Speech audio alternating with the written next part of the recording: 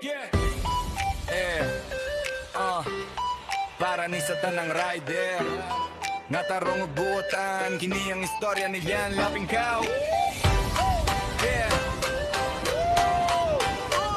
Sa buntag pa lang, andam na ang biyahe. Helmet o jacket, klaro ang tuyo sa adlaw ni.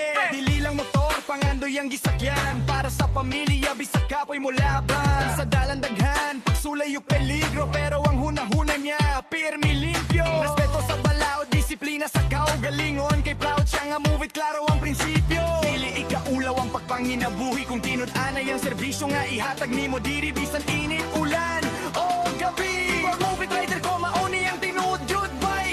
Proud move it rider.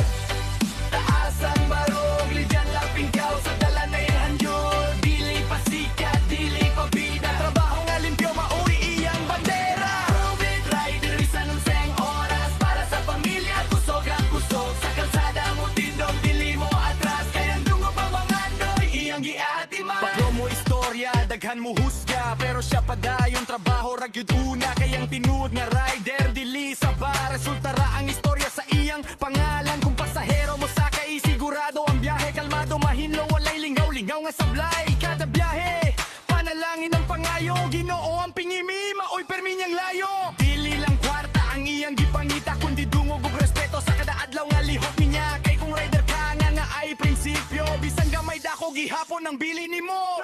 Proud move it rider. Taas ang barong, lidyan Lapingkaw sa dala na ilhan yun. Bisan kapoy, dili mo hunong. Kayang pangandoy mas dako kaysa kakapoy karon.